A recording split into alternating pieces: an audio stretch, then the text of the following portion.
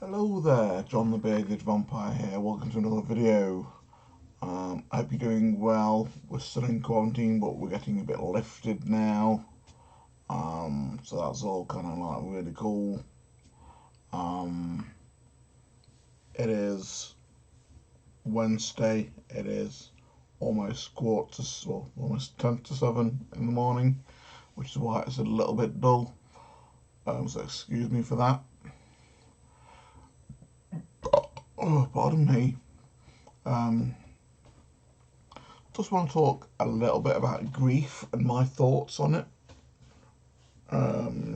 Nothing too heavy, nothing too deep. Just kind of keeping it light. To a certain extent, I think that grief is kind of a bit senseless, a bit pointless, depending on how you're doing it. When most people are grieving, you're not grieving for the loss of that person or the loss of that animal or whatever, which is why it's a bit weird. I personally believe that the reason that you're grieving, the reason that you're crying, is because you're not going to see them again. Not because they've died, but because you're not going to see them again.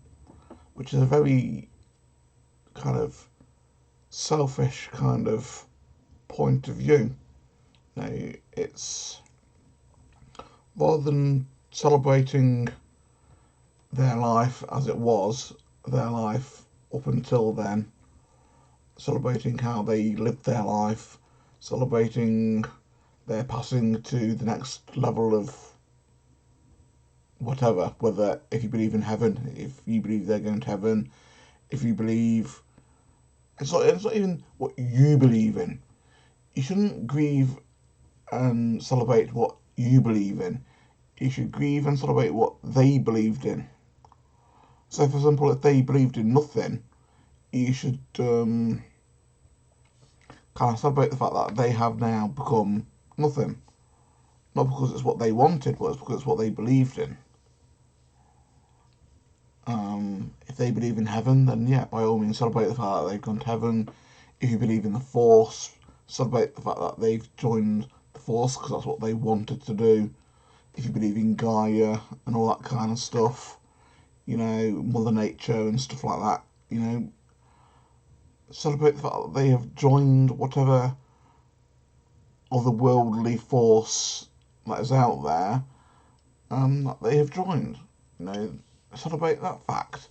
Don't grieve the fact that they're dead, because for all you know, they might kind of be happier in wherever they are now, in whatever existence they are now. There will probably be kind of no more pain, for example. Again, I refer you back to Rainbow Bridge.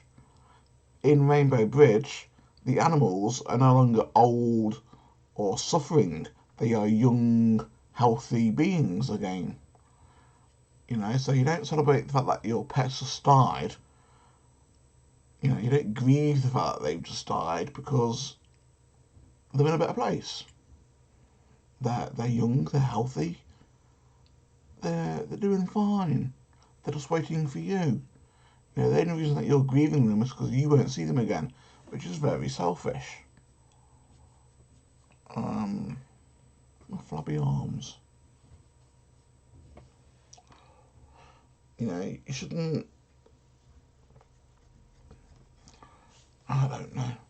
It's a weird one. I can understand why you cry, because at the end of the day, it is only natural for you to grieve.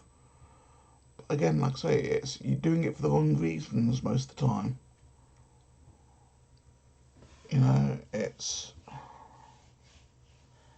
It's a weird one.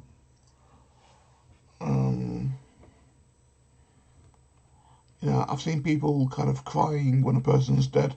I'm not even crying, just kind of crocodile tears, because that's what they think they should be doing. An example of this is my auntie when my granddad died. She had very much crocodile tears. She was never there for my granddad. she was never kind of there when he needed any help. It was always my mum who was doing stuff. But because she kind of felt that, oh no, my dad's just died kind of thing, I best kind of cry, I best make it look like I cared, she put on these crocodile tears. You know, and you could tell it came through that they were fake tears. Not, I mean, I'm sure she did probably care in her own way, but it was kind of forced that she was grieving. It wasn't a natural grieving.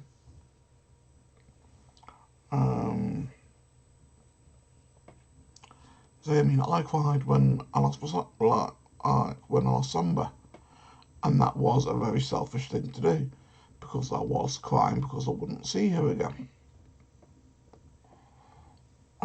At least not in this level of kind of this plane of existence. You know, I know, you know, there's Rainbow Bridge and stuff like that, you know, that I believe in.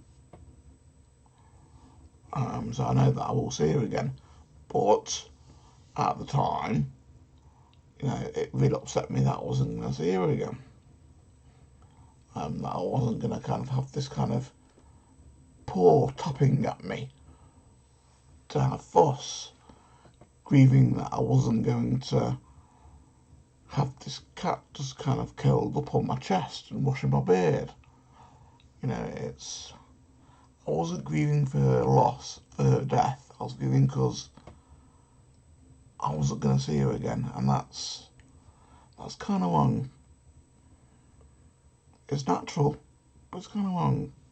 It's kind of self-glorification to a certain extent. I think, you know, I don't know. It's a weird one.